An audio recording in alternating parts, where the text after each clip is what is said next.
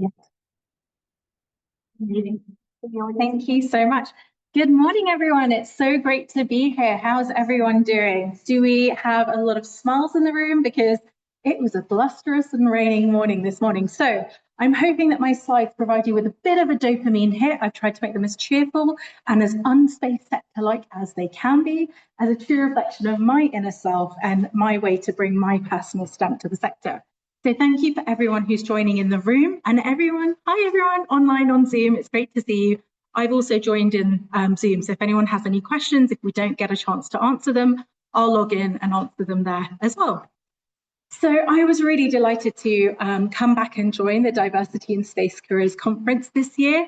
And I'm here to talk about inclusion as infrastructure, building space futures through change, innovation and community. I represent 3 different organisations. You can see that throughout this presentation with the different lenses that I'm going to share across the different experiences that I've encountered across my time in the space sector. So currently I work at the Space Academic Network. I have a consultancy called Naaut, as in astronaut. How cheesy is that? And hopefully some of you have also heard about the London Space Network. Now let me just click to the next slide.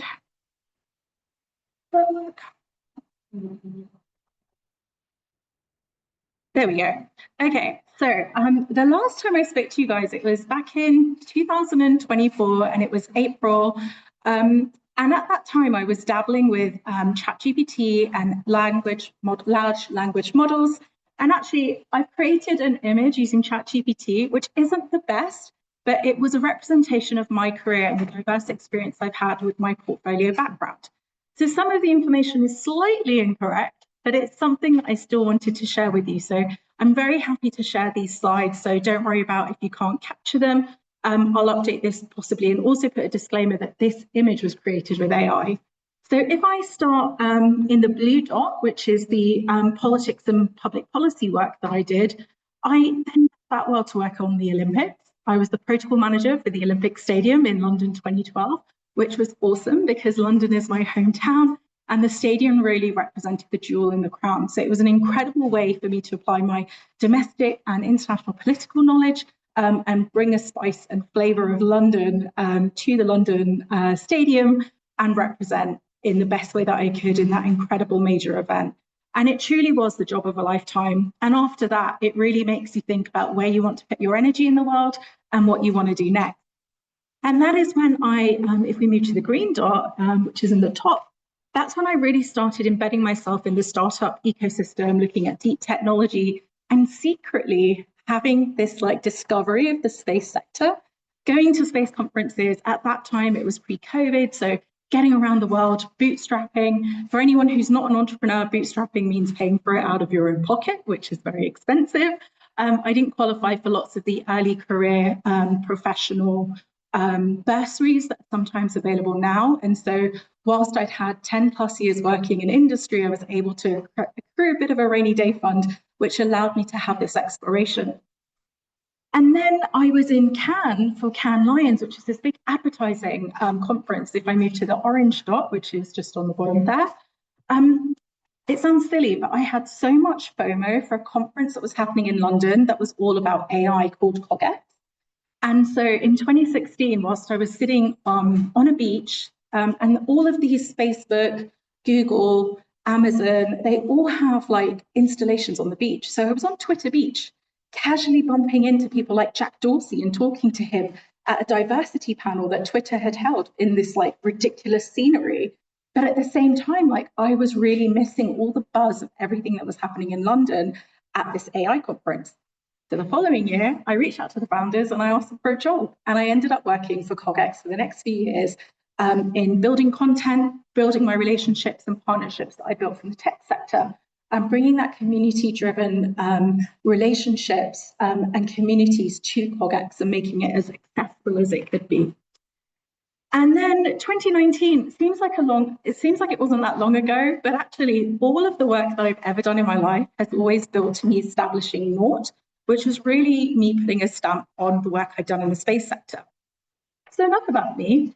Let's move on to the next slide. That's kind of just a bit of an intro of who I am. But for me, the real frontier isn't space, it's structure. Hopefully, I've been able to demonstrate to you that working across the seams of the space sector, where academia, particularly my current role with SPAN, intersects with industry and government, where policy tries to keep pace with startups, and where ideas flow or get stuck on depending on who and how open the system is. So to me, inclusion is a core design principle. And I think it's never been more of a timely time to talk about that, because so much is changing politically in the world right now. We're all hearing about this like war against DEI initiatives, and we are starting to see some of that come across the pond. And it's something that I'm really passionate that we keep raising, amplifying the volume on.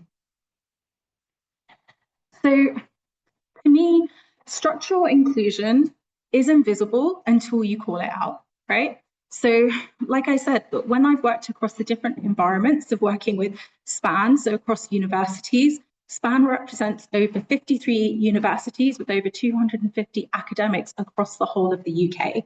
So I'm talking to like early stage researchers, established academics, and early career scientists. And then at Naaut, I've worked with deep tech startups and founders who are really sitting at the edge of like incredible technology and applying it into society. And then with the London Space Network, which is a meetup that is a regular meetup. It used to be monthly, but for the last year and a half, I've been running it by myself. And in all honesty, when you have a full-time job, it's hard. It is hard to like juggle everything, particularly when you're at a different stage of life. I'm no longer in my 20s. I'm no longer in my 30s. I'm currently like slap bang in the middle of my mid 40s, and different things in life have to take priority. But the energy that I put into running an LSN event when it happens is fewer and far between, but it's way more focused. So we should talk about that if anyone's interested in getting involved with LSN. But when you're exposed to those different environments, you start to see lots of different patterns. I am seeing who gets funded early, who gets consulted last, whose insights are seen as visionary, and who is seen as emerging. The answers are really sometimes uncomfortable, but they're totally fixable. Everything is. So to me, like, we talk about inclusion and we think a lot about diversity of perspectives in a room. If I had £1 for every time somebody said that in the space sector, I would be so rich, because hearing it is one thing, actions are totally different. And so I want to see words followed up with action. So inclusion isn't just about access, it's about the architecture that we're building to make it so that the doors are always open and that every single seat in this room is full. So as I said, inclusion doesn't mean an invitation. And I don't know about you, but there are times in the space sector when I'll wake up in the morning, I'll have my coffee, I'll log into work, and I'll put Instagram on just as I'm kind of like setting up the day. And I'll see events from a space sector event from maybe the night before. Golly gosh, it sometimes still hurts, but I'm not going to lie. And that is often because I'm still not invited in the room. And as someone who's established in the space sector, to still not be in the room hurts. But equally, it just shows me that we aren't thinking beyond like our usual way of like putting events together. We're still not making it as inclusive as it could be. And the reason why I want to express that to you is because I bet some of you have felt that, right? Has anyone in the room ever woken up and seen a post on social media and thought, golly gosh, I wish I'd been in the room? Don't know where golly gosh is coming from, but we're going to go with it today. So, you know, but if anyone else has ever felt excluded from an event, like you don't have to put your hand up, like it's something, that feeling that we can all feel. So to me, we have to build rooms like this. And this is actually one of the best rooms I've ever been in the space sector, which is why I keep coming back. I'm looking at colleagues who are smiling broadly because they are also here from previous events. So when we embed, particularly from a SPAN perspective, academic voices into the foundations of a project and not in the footnotes, we unlock richer insights for better outcomes. When we value early career researchers, first-time founders, community connectors, as strategic contributors, we build resilient systems. Inclusion that starts late is going to be an afterthought in my mind always. Inclusion that starts early is really strategy. And if you look in the bottom right-hand corner, you will see a picture of a London Space Network event taken in a pub. And you can just see how many people who, this was just at the end, excuse me. This is just me at the end of the night, asking like the incredible pub that we go to for a photo behind the bar. And you can see how packed it is full of like incredible faces of the sector that is sometimes demystified unless you can see a picture of them like in some capacity. And this picture here is actually taken at City St. George's University in Angel, where they were doing a showcase of their RPO, which is Rendezvous Proximity Operations demonstration that they had with Orbit Fab, which is a British company who are based in Oxford. And I basically asked an academic who invited me from the University of City St. George's if we could have a group picture. So he left it to me to kind of clap my hands. Hello, everyone, can we just gather for a photograph? And the reason why I did that was so that we'd have this moment stamped in time, because this is relative space history for the UK. And again, I want to demystify these events, these spaces, by showing people what the room and who is in the room, and hopefully showing like the diversity of people from their careers. We have representatives from government, we have students who are giving some of the presentations and the tour, we have lecturers, we have members from industry. And so unless we capture events like this and actually share and try and communicate what's happening, how else can we kind of help to attract the talent that we need to help grow our space sector? So to me, inclusion is a capability, and that's what's going to drive innovation. When we widen participation, so that whole feeling of like having a diversity of perspectives in a room, we widen the imagination. And imagination is a beautiful name that I'm sure Colin will touch on later on because of the British Interplanetary Society and their strapline, no spoilers. So inclusion is going to be something that expands what we build because it expands who gets to build. So if more of us are in the room, then we all have a voice that we can share to actually help solve some of these grand challenges. Innovation dies in silos. I get it. You could be working for a space startup and you're working on a bit of hardware for a satellite. But that bit of hardware still needs to be integrated into the wider satellite and then connect to the ground station and the wider supply chain as data starts getting beamed back from space once it's been launched. And automatically you start to see it's already part of a system. So if we can think in that systems way from the beginning, this is why to me it's all connected. So for me through Naaut, I've seen what happens when collaboration is designed from the ground up, bringing together founders, researchers, and creatives who see the universe differently. And that is what's going to help drive change in our sector. So how do you shift the structural baseline? At SPAN, the Space Academic Network, we embed academia into the national capability planning, not just as a side note, but as a core driver. It's really important for academics to be in the room. They sometimes have decades of experience. They have seen it all before. And let me tell you, I have colleagues that I work with at Space Park Leicester who've literally seen everything. And if I go to them with a bad day, they'll chuckle, they'll laugh it off. And there is something so reassuring at a time where we think that none of this has ever happened before. You know, we're at a time where we're thinking technology is scaling so quickly, it's never been so accessible to us. Yet the patterns of systems are the things that are repeating, and that is why systematic change is what we need to see. So if anyone here is from a technology or like hardware background, you might understand the term technology readiness levels. So they go up in numbers where 1 is like a low level of technology and 9 is like the highest complex technology available. Maybe we need relationship readiness levels. And one of the things I've experienced recently is I've attended tabletop exercises, particularly at the intersection of cybersecurity and space. And one of the things I discovered that they separated like government representatives in one room and everyone else in another. There was no connection to government when a crisis happens. And so we do not want things like the fiasco that happened with PPE being provided to government by pals of people in government.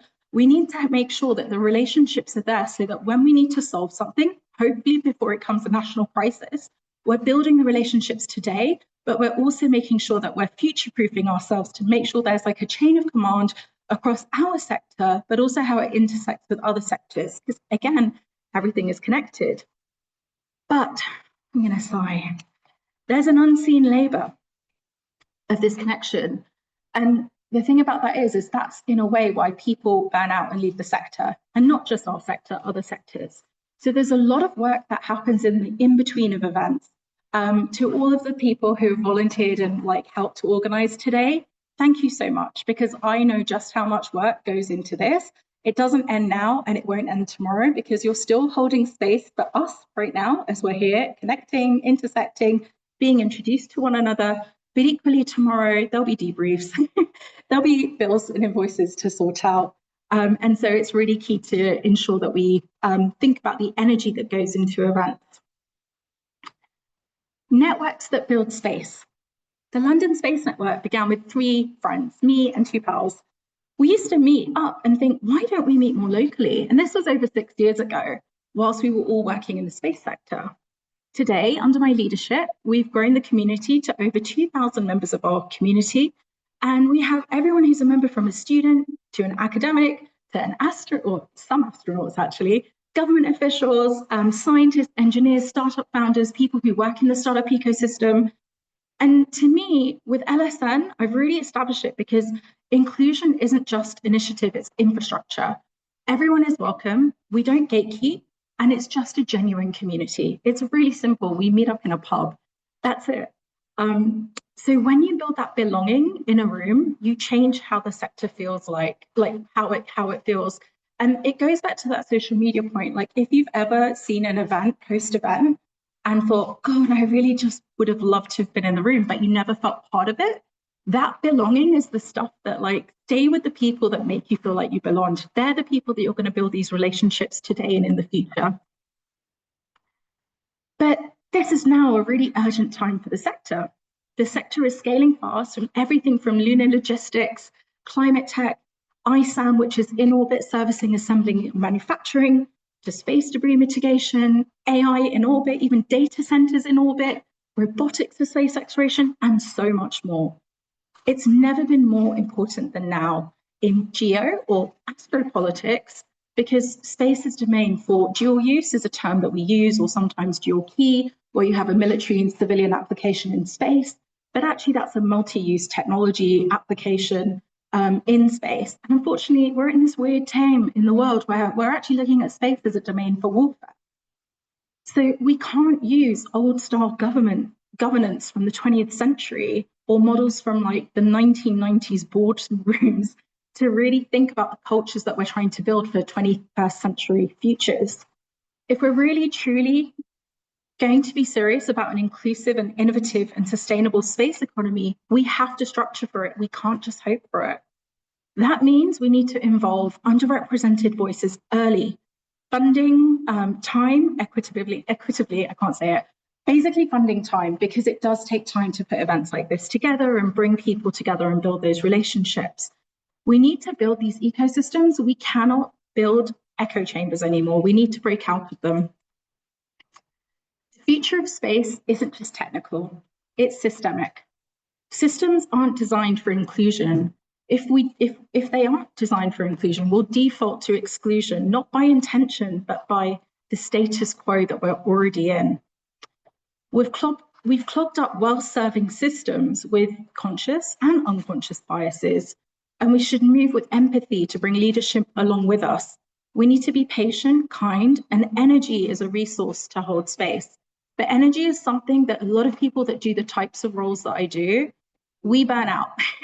And it is really important to surround yourself with people that fill you up, but also when you're having those bad days and you are holding that energy for the frustrations of your sector, like, you have to let your shoulders drop and you have to do the things that keep you happy and fulfilled in other ways. And that's why, for me, sometimes I've shared with you some of my AI creative projects, because that's where I'll put some of my energy to recharge my battery.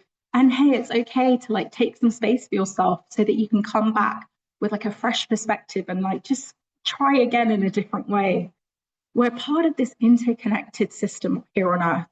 And if we're going to be successful off Earth, whether it's in the cislunar economy, whether it's going to Mars or beyond, then we really need to build this into our processes now to serve all of society. So we have to build differently. We start by designing differently. Inclusion is infrastructure. It's the scaffolding of innovation, the engine of community, and the launchpad of the futures we deserve. We need to build the kind of structures that don't just invite more people in, they make it impossible to build without them. We need to create a truly inclusive space future, one that's engineered for everybody. Let's empower the connectors, the ecosystem managers, the event managers, the people pivoting into the space sector in their 30s like me, and everyone else that wants to come along with us to build this space sector for all of us. And with that, I have a little summary slide with all of my key points. And as I said, I'm happy to share this with all of you. And I will take some questions. But if anyone would like to, if you're an academic and you'd like to join the Space Academic Network, drop me a line. If you'd like to connect with me, drop me a line on LinkedIn. And if you're interested in finding out about the next Space Network event, sign up to our mailing list and we'll happily share details with you once we secure the next sponsor. So if anyone can help with that. Thank you very much. I'll take questions now.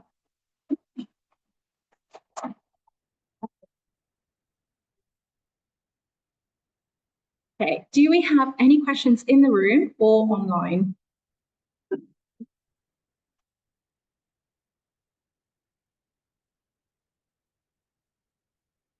Okay, Stefan. If you actually suggest one thing that everybody could go away from today and do to help build an inclusive space sector, what would you advise? So what I love is that in this point in space and time, we're all in this beautiful room together. And I think if we connect and have conversations with each other today, we will remember this day forever as the place that we met and the reason why we came and where we're going in the sector. And what I love is that every new collision of every event that I might bump into you in the future or you might bump into me, I will hear from you how your story has progressed. So it might be that you've graduated from uni and you've started in a graduate placement, or you're in an internship and you've got your first time job. Like, this is the moment to start building those relationships today. And I always used to think about, God, like, oh yeah, I'm in the room with Jack Dorsey, great. But Jack Dorsey was the CEO of the company. I was like a startup founder. Who was I? And this is like the ego, like these are the moments in life where like the universe comes and like kicks you along. It was incredible to be in that room. But really the most value I found is building a relationship peer-to-peer with the person next to me at conference, because we're united by the fact that we're all in the same place in space and time for aligned values. And I think those aligned values are what brings us all together. And we need to like secure that in friendship, professional relationships, and supporting one another. Okay. So first of all, going off on a presentation. I was crying over Canva.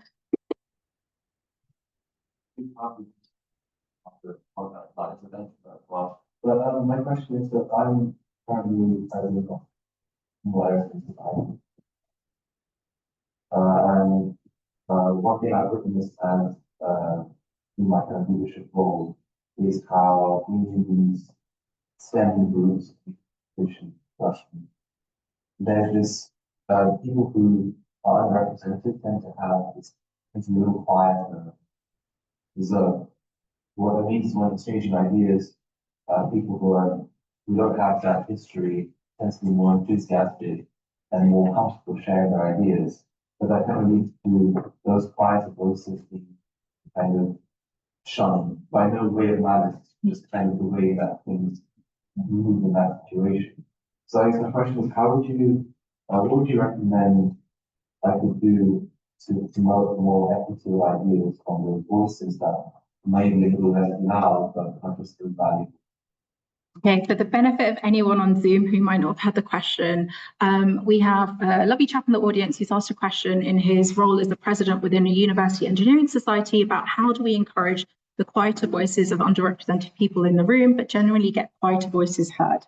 So I think it's about that feeling of belonging in a room, and it's really simple. It's just making sure that when someone arrives into a room or an event, they know where the loos are. They know where they can put their coat. They know where they can grab a glass of water. They know where they can get a coffee. That immediately, for a lot of people, will settle them into a space. And you would be surprised at like how much of like good communications for running an event you do not have. And I have to really commend the committee for this event and the incredible communications you sent out, because I didn't have to worry about anything. You gave me all the information I needed.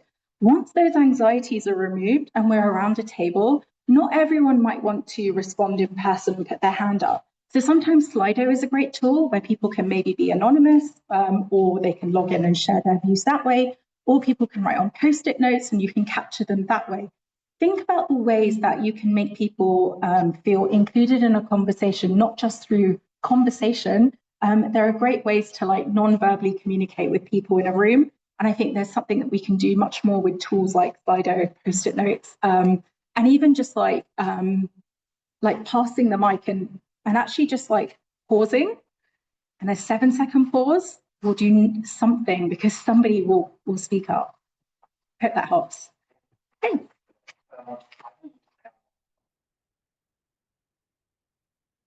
How do we use AI in work to be more inclusive? Okay, so I can see that we're running out of time, so I'll quickly try and cover this. There are some great tools. I really love closed captioning. I actually wear a hearing aid. And so there have been times where I've been in meetings where I've been told where to sit in a room, which hasn't gone down the best. And then I've had to log into the room to be on Teams just so I could have the closed captioning, which has then meant that I haven't been able to verbalize any comments in the meeting. And also I was pretty upset at being told to sit in a corner.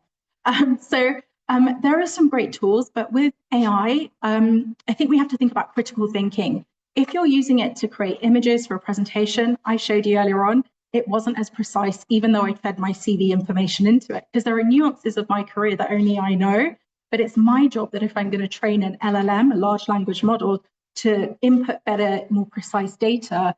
But I have found that recently, and I don't know if it's the same for other models, but ChatGPT has been totally gaslighting me. Like it's sending me in like loops when I'm asking it really basic questions. And this is something that other people are discovering. So I don't know if this is like a little glitch at the moment. Don't get me started on OpenAI and their current way to like move into like adult content. But I think there are some fantastic tools, but always exercise asking and critically thinking about the output it's serving you. And also if you do use it like I have, own up to it. But because I think a lot of people don't talk about that they're using AI and it's like this dirty secret, and it's really not. It's a tool, but even that tool is like in a box of like not being perfect. So like be honest, be open, be transparent, be fair, and question where the data sources are that it's providing you with the output. So hopefully that helps. Thank you. I think we're out of time now, so I'll hand back over to the team. Thank you.